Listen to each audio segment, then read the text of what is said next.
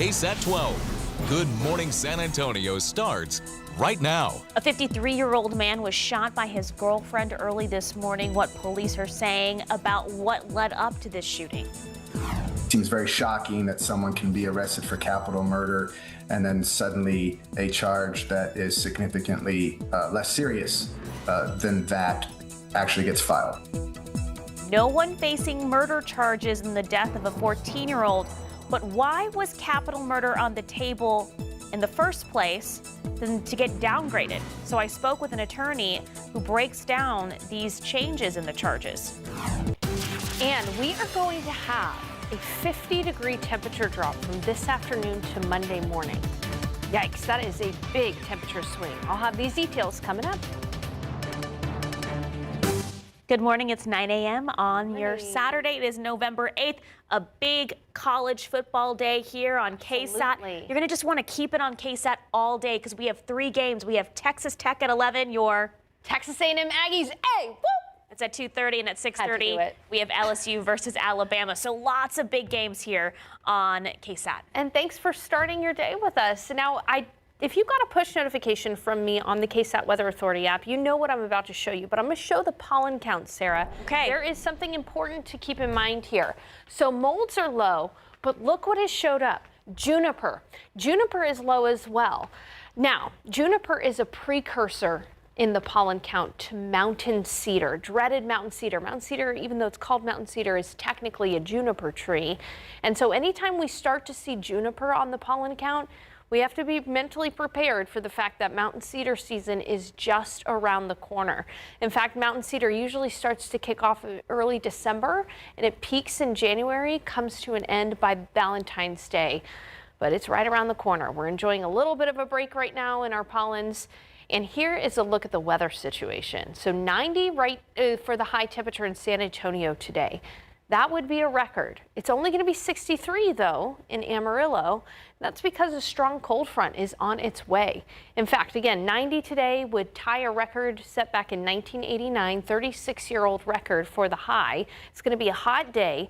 That front moves through overnight, and it sets up a big change. We are going to be windy with gusts up to about 40 to 45 miles per hour. We're going to be much cooler tomorrow. Our high is only going to be 68, and because of the windy conditions, fire danger will be high. But then look at Monday morning, 37 degrees. You're going to want the winter coats. This is Texas in fall. We have short sleeves and then winter coats in the span of less than 48 hours. Coming up, I'm going to talk a little bit about which areas could see their first freeze of the season Monday morning in just a bit. Sarah.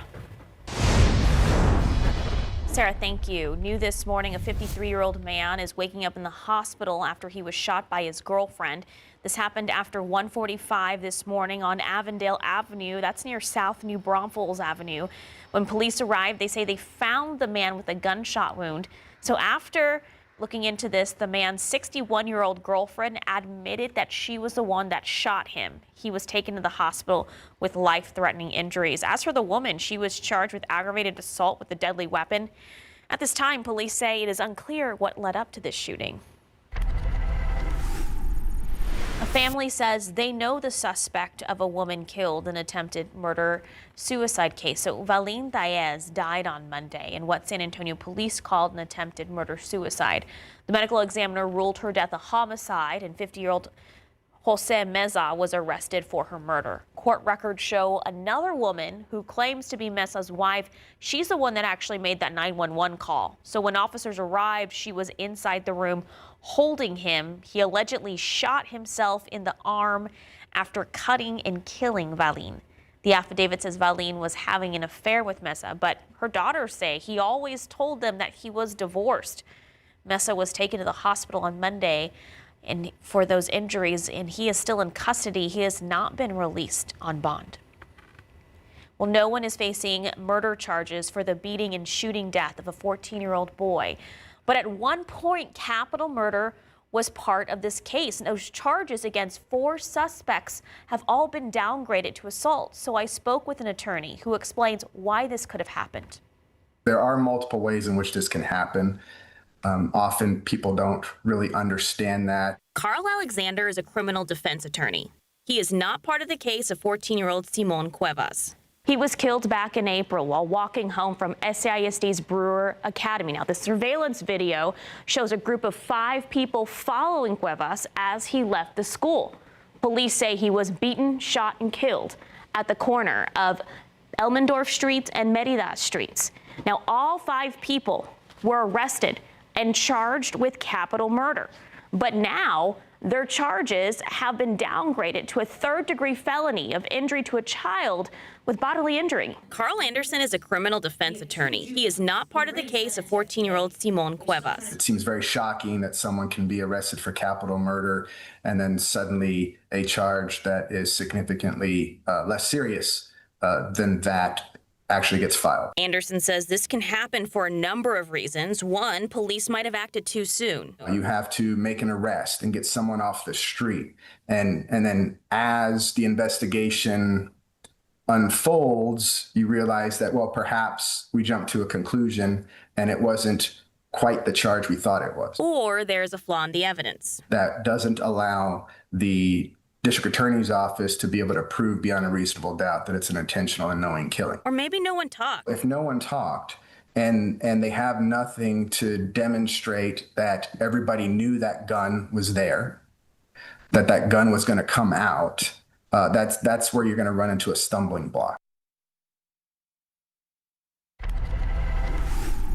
Okay, are you flying out or waiting for someone to fly in this morning? More than 750 flights have been canceled across the country just today because of the government shutdown. It's not that bad here in San Antonio as it is in other parts of the country, but there is a domino effect at play. So as of this morning, 2 flights scheduled are canceled to and from Atlanta. The FAA is telling everyone to keep checking their airlines' websites to make sure their flights aren't affected.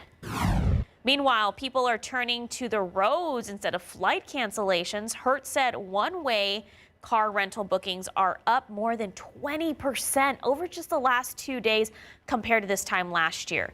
So travelers stranded by those flight cuts are looking for other ways to get to where they're going. Hertz CEO is calling on Congress to pass a funding bill fast, saying every day of delays creates unnecessary disruption.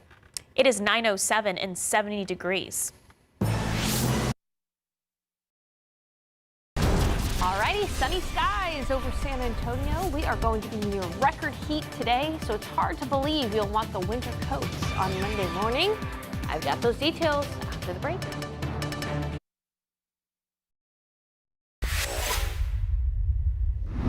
We have some breaking news. 2 people have been shot and killed, and the chief of police, William McManus, is about to give us some sound coming up at 9:20. This is happening on the northeast side in the 4400 block of Stall Road. This is near a neighborhood area in Northern Hills off of Thousand Oaks Drive. Again, the San Antonio Police Department did post on X that 2 people have been killed in a shooting, and we are learning more information coming up at 9:20. Police Chief William McManus will be giving us the details about the shooting. Our Devin Karp is there now, and he'll be giving us an update once we learn more. Okay, so we are on the seesaw of seasonal allergies when it comes to temperatures, and this weekend a cold front is moving in and it will get windy, so we've been warned people will be looking for allergy relief. Our Prashada Pope got expert advice to help you breathe easier. This is the time of year we start to see a massive influx in patients coming in with more severe allergy symptoms. Their symptoms are sneezing, sniffles, runny nose, itchy, watery red eyes, kind of sore throat, lots of mucus production. Celeste Laura is a nurse practitioner with South Texas Allergy and Asthma Medical Professionals. She says it's important to know your symptoms and how long they're hanging around because they can mimic kind of illnesses or flu symptoms. She says parents need to keep a close eye on children with symptoms, especially if they've already been diagnosed with asthma. We also have to remember that allergies and asthma can go hand in hand, and especially with those kiddos, if we don't treat it early on, it can progress to something even more, like exacerbating their asthma and making that worse. Laura says with strong winds coming in with the cold front, it's possible there could be more allergens in the air. She says allergy sufferers should know when their allergy issues usually kick up and should start treatment. And if you haven't paid attention, the notorious mountain cedar season is on the horizon. It starts in December. So if you know that you're running into the time of the year that's more problematic for you, you want to start a little bit before that season and continue on through. And those treatments are pretty good for other allergens as well. Some of those treatments Laura recommends to her patients include over-the-counter antihistamines, nasal sprays, and rinses. But she says if the symptoms are still persistent and become more severe, then I definitely think it's time for a visit with an allergist. Pashada Pope, KSAT 12 News. It will be interesting to see what allergies are kicked up from the gusty winds that we see. We talked about it. Right now, juniper showed up in the pollen count for the first time, and mountain cedar is a type of juniper tree. That's right what's causing this. If you have sinus pressure, welcome to San Antonio. Well, and like that allergist said, you know, it can easily be confused with upper respiratory issues. Yep. So just get checked out. All right, now we are going to have near record heat today. So the forecast high is 90 degrees in San Antonio. The record, 90, set back in 1989, 36 years ago. We could challenge a record, if not beat it. So we'll have to wait and see. Right now it's 72 degrees outside in San Antonio. It's totally sunny. By noon, we're already going to be in the low 80s. So a quick warm up, and 3 or 4 o'clock, that's when we're going to hit our high of 90 this afternoon. And then we'll quickly cool tonight. It'll be mild though. So if you find shade, that 90 degrees is really not going to feel all that bad because humidity will be low. And then it is going to be a lovely evening with low humidity and temperatures in the 70s. 88 in Kerrville, 91 in New Braunfels for Wurstfest today. It is going to be hot. 91 in Hondo, 89 in Del Rio and in Eagle Pass. And across the state of Texas, temperatures will vary. Farther north you go, the chillier it will be because we have that cool front that's going to be moving through Texas. And this is a real deal cold front for us, because by Monday morning, you're going to want the jackets. But the first thing you'll notice with the front moving through overnight are the winds. Winds are going to kick up. By about 4 o'clock in the morning, we're going to have wind gusts of up to 40 miles per hour. So hopefully while you're still sleeping. And then by sunrise, close to 40 to 45 miles per hour. We will see the winds come down a little bit, but it's still going to be breezy in the afternoon, up to about 30 mile per hour winds. It isn't until after sunset that we start to see the winds calm down tomorrow. So again, those winds could kick up a few allergens out there. And the winds, coupled with dry air moving in and the fact that we have so much dry, crunchy vegetation around, means that fire danger is higher tomorrow. In fact, we have a fire weather watch in effect for all the counties you see here in this beige color, from Austin to San Antonio, the Hill Country, all the way across deep South Texas, the Rio Grande Valley, Corpus Christi. All of these areas from 9 a.m. to 9 p.m. tomorrow, fire danger will be higher. It doesn't mean that fires are going to start, but if a fire does start, it could easily spread fairly rapidly. So no burning of any kind. There's already a burn ban in effect for San Antonio, Bexar County, but still avoid any kind of burning, disposing of cigarettes properly. And another tip, don't park a car on tall grass because again, that heat can cause fires to start. Otherwise, it is going to feel much cooler tomorrow. A high temperature of only 68 in the Alamo City, only 65 up in the Hill Country. We'll be in the 70s south of San Antonio, but still a very significant change from 90 to 68 tomorrow in the afternoon. And then, as I mentioned, by Monday morning, take a look at these morning lows. So here in San Antonio, we will be above freezing, but cold in the 30s. I do think we'll briefly touch freezing in the Hill Country. Areas like Bernie, maybe even the northwestern corner here of Bexar County, Leon Springs, Scenic Oaks, those neighborhoods, perhaps Bulverde, Comfort, Kerrville, and Bandera, briefly touching freezing. You should not have to take those hard freeze precautions. I would not worry about pipes, those kinds of things. But, you know, make sure your pets have a warm place to stay. And then also perhaps some sensitive vegetation, you might consider covering it up, because it's also going to be cold on Tuesday morning. 36 for the morning low in San Antonio. Again, I do not anticipate our first freeze in the Alamo City, but perhaps in the Hill Country. Otherwise, 62, that's it for the high on Monday. A very short-lived cold period here, because by Wednesday, Tuesday, we're going to be in the 70s. By Wednesday, we'll be back into the 80s, and our morning lows will be nearer to 60 degrees by Thursday and Friday. So brief chilly stretch, although I keep on saying this, Sarah, this is fall in San Antonio. You have 50-degree temperature swings. Unfortunately, there is no rain here in the forecast as well, and our drought conditions are worsening day after day. Oh yeah, my garden completely dry. Everything's brown and crunchy. And that's one of the reasons fire danger is high. All right, thank you, Sarah. Hey, it's 9:20, 70 degrees. It is a big college football day here on KSAT. Just keep it on KSAT all day long. Hey, right after Texas Eats at 11, we have Texas Tech against BYU. Sarah Spivey's Texas A&M Aggies. Hey, gig 'em, Ags! We're going to be playing Missouri at 2:30. Farmers fight. At 6:30, we have LSU against number 4 Alabama. It's just a big college. She's given the gig 'em. Gig 'em, Aggies! I'm wearing my Aggie ring and everything, baby. You're always wearing it, Sarah. That's true. That's because I'm an Aggie. Okay, we're going to be right back. Okay, federal parks are still closed as a result of this government shutdown, but a group of volunteers are stepping up to make sure that the school field trips to the historic missions can continue. I spoke with the volunteers who are making it all possible. And I'm going to take you around to see our facility. Are you ready? Tours through San Antonio's Mission San Jose for hundreds of 4th and 7th graders would have been canceled because of the government shutdown. And then we're going to go into the church. But thanks to a group of volunteers, the show goes on. They're scheduled in advance. The conservation pays for these trips to bring school groups in, and once they arrive, they greet them, welcome them, and then they're taken in, and the tours are usually conducted by the rangers. Mission San Jose is one of the many federal parks that's been closed since the shutdown, furloughing the park rangers who run the site. Hi. You might find a parking spot right in the front. Notice the empty park ranger spots, only to walk up and find out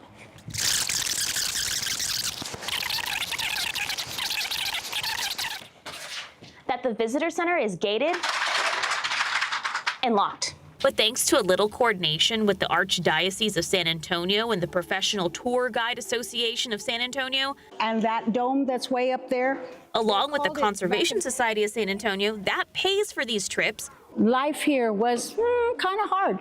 These students get to continue to learn their Texas history. Because they would ring the bells in the morning. We have the church who's being cooperative, and they're opening the gates so that these kids are not disappointed when they arrive that they are getting a tour. If you look in that direction, there. The volunteers running the tours, who are dedicating their time, say it's all worth it. Do you know what country they came from? Spain. Absolutely. Thank you to our volunteers for stepping up. All right, it's 9:26, 70 degrees. A fire destroyed a building overnight. What the fire department tells us about this incident.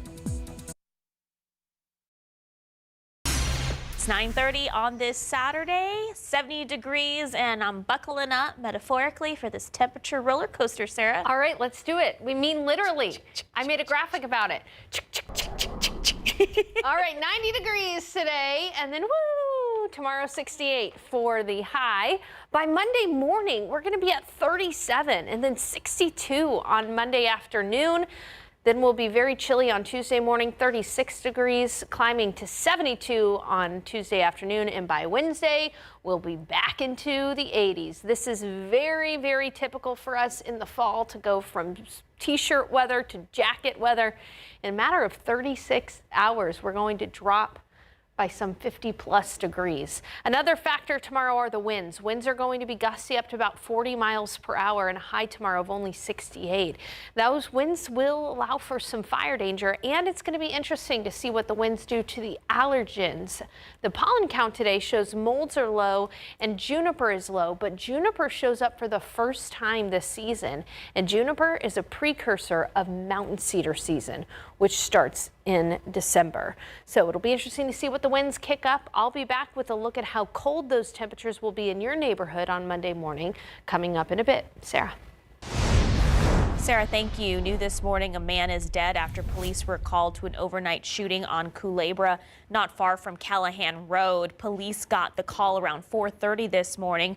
When they arrived, they found the man lying on the ground. But hey, we're going we're going to go to breaking news right now because Police Chief William McManus is giving us the latest on 2 people shot and killed. Let's take a listen in.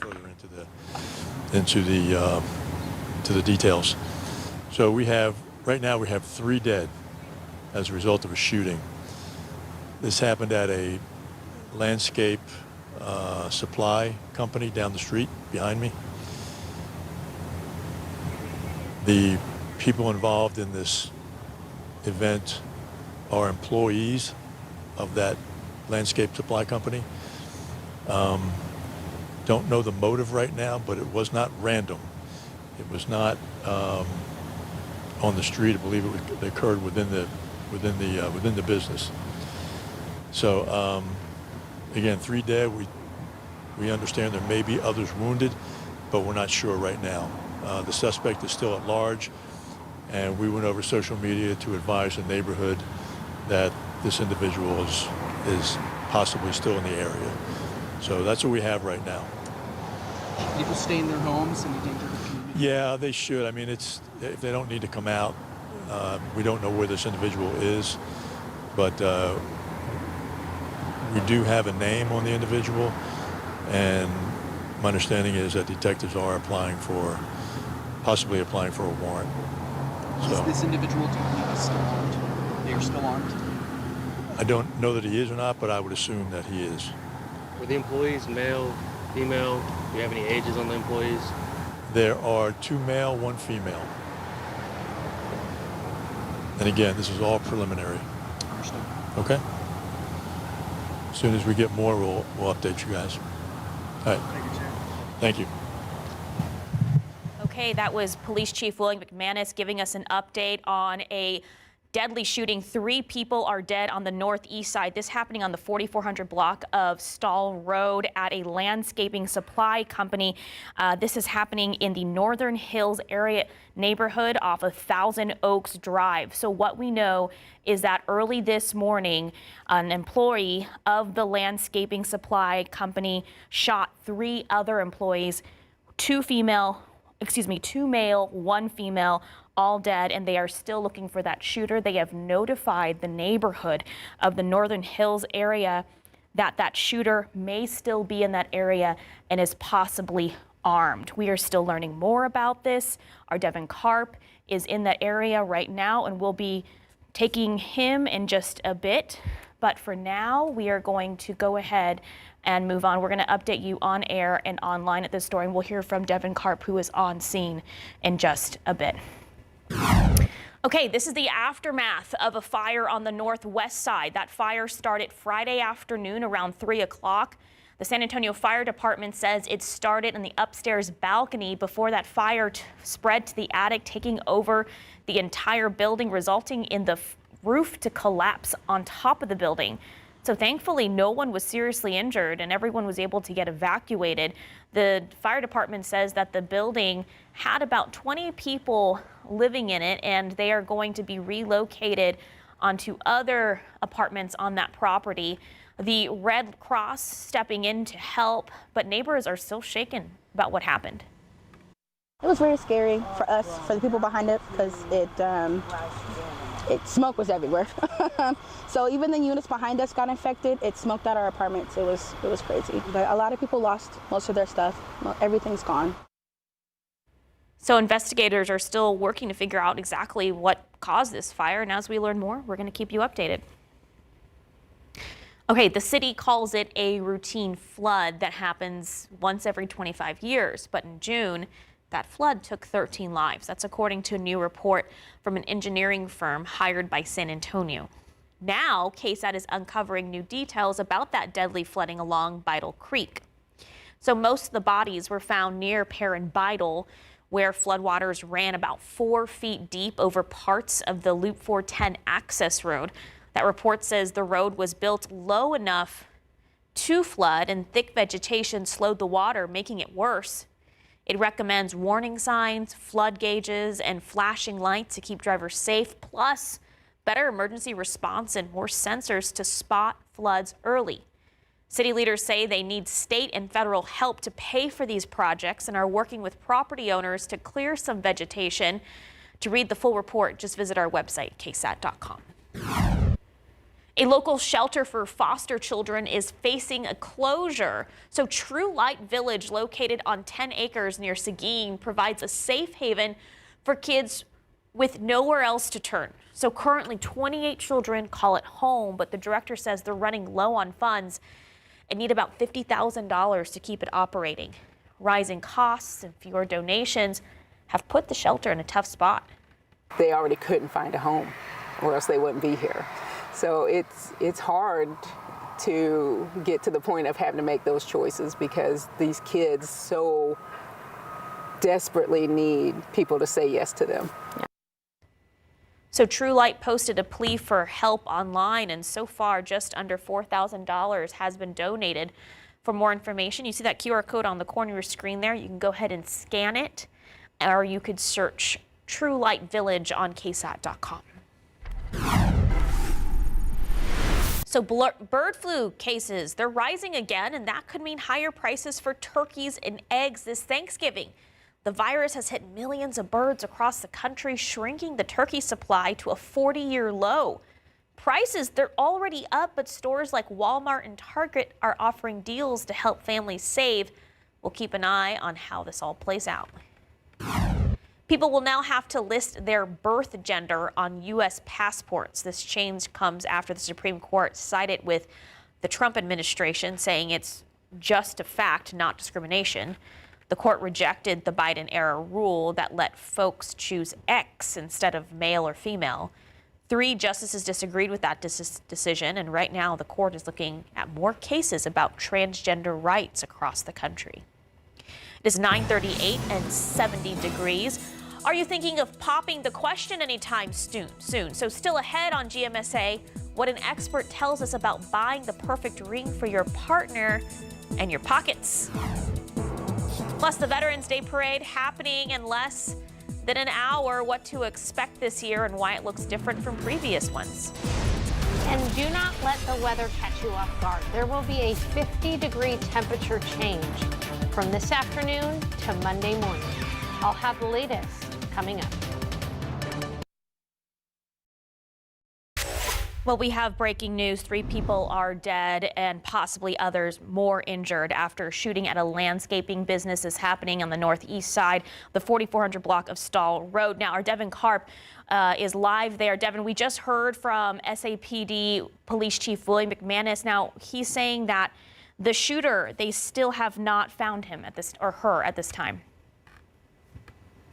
Sarah, that's correct. The chief did say that they are not sure if the shooter is still armed, but they assume so. In the meantime, they are telling neighbors of the surrounding areas to stay inside while they pursue a warrant. The chief says that they do have a name at this moment, but they are still trying to understand the motive. Those 3 people, 2 men and 1 woman who were shot, were employees of the landscaping company down the road from me on Stall. We've been moved a couple different times further and further away from the scene by the San Antonio Police Department in order to keep us as the media safe farther away from what is happening. For the moment, the chief says that the motive is still unclear. They are looking for the suspect, and they do have a name. He understands that there might be others that are wounded at this point. We are live here on scene and going to keep you updated over the air and online at KSAT.com with the latest once we learn more information. Devin, thank you. Again, this is happening in the Northern Hills area near Thousand Oaks. We're going to keep you guys updated. Okay, the show must go on. San Antonio, get ready for the 2025 Veterans Day Parade. It's happening today at noon, but there will be a few missing service members there. We're told the active Army and Navy, which is a big part of this parade and a tradition to this parade, had to cancel this year due to the government shutdown. That's about 50 troops that will not be there. So listen to this. New this year, the inaugural Veterans 5K run. The run starts at 10:30 in the morning and runs the same route that the parade does. There is a fee to run in person, or you can do it virtually. You get a medal and a t-shirt. And there are about 90 entries this year. That includes high school bands, floats, equestrian groups, and VFW organizations. Veterans say it brings a lot of joy and pride to see Military City USA come out and cheer them on from the sideline. So for us, we all remember that very first day when we all went to boot camp, did our military service, got out, and just the immense amount of pride that we have and that I like to share with other service members. I happen to be in the Marine Corps, and this year, along with the Navy and the Army, it's our 250th birthday. That is exciting. It's fun. The parade starts at noon at Milan Park. It will go down Houston Street, turn on Jefferson to Veterans Memorial Plaza. Bring a blanket, a folding chair, head to KSAT.com for more information and who else you can see there. It's that time of year when couples start thinking about proposals, but this year the cost of saying yes is climbing fast, from soaring gold prices to choosing the type of diamond. Patty Santos spoke with a jewelry expert who breaks down what you need to know before you buy. Nothing says love like the perfect engagement ring. So pretty. What's not romantic is thinking about tariffs, rising gold prices, and competition between lab-grown or natural diamond sellers. This is how we inspect, obviously, the stones. And Kelly Wade Fry, a jewelry store owner and gemologist, says on average, couples can expect to pay in the range of $4,000 just for the engagement ring, with designer prices costing a lot more. To know where you are in your life and spend what you're comfortable with and buy something beautiful and that is significant to present, because, the intention when you're getting engaged is you're showing your sacrifice. Wade says showing that emotional investment is getting more sacrificial. When I started in the jewelry business, gold was $400 an ounce. And last I checked yesterday, it was $4,200 an ounce. The popularity of lab-grown diamonds has driven down prices. Wade doesn't carry them at her store, but understands the lure. People are making a decision for, financial reasons. Here's what she says if you're in the market for an engagement ring. Ask about gold carat. 24 is the purest form of gold, 10K is the least. Knowing that could impact the price you pay. She cautions against buying online. While it is cheaper, nothing beats walking out of the store knowing exactly what you paid for. And deal with AGS certified jewelers. Documentation about the diamond's quality protects your hard-earned investment. Oh, and one more thing. Buy the engagement ring, and then there is a wedding band that you wear with the engagement ring. So sometimes men don't know that. So I think it's always one of those surprise, wait, I have to buy another ring? Yeah, I remember my husband was like, oh, wait, we have to get another one. It's two. It's two for us. Yeah. One for you guys, two for us. Yes. Here's the thing. Today, we're going to have a 50-degree temperature drop from this afternoon to Monday morning. Wow. That is a real deal cold front. So the high today will be 90 degrees.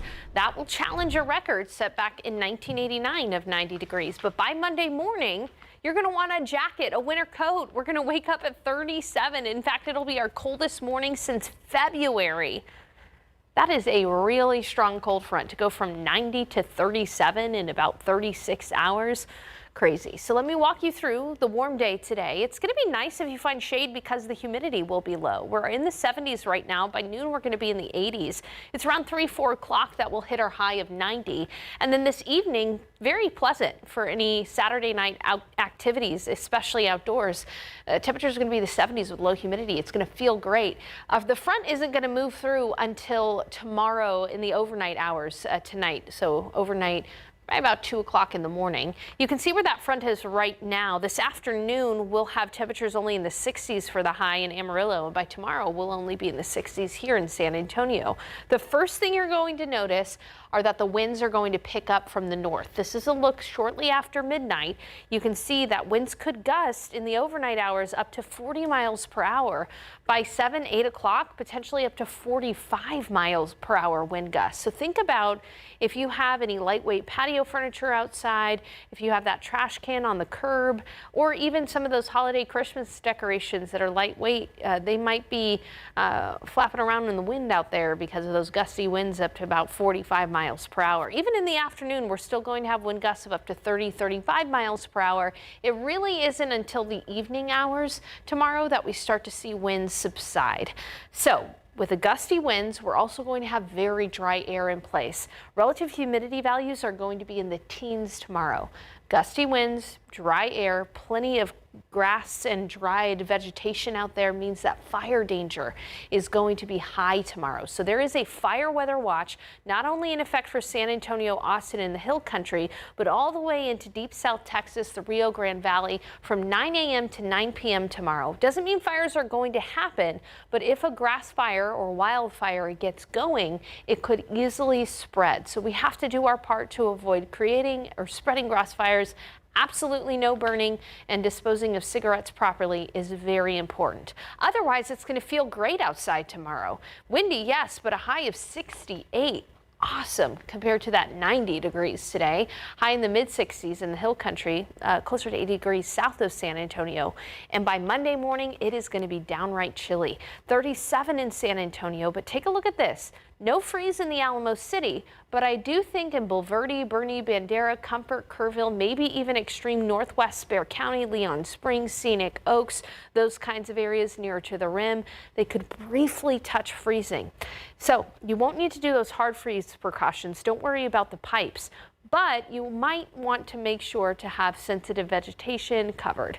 We'll have another cold morning on Tuesday, and then very quickly we return to kind of a little bit warmer than average weather for us. Our mornings will be in the near 60 degrees, our afternoons in the 80s by Wednesday, Thursday, and Friday, and a beautiful Veterans Day. We'll be back with more news after the break.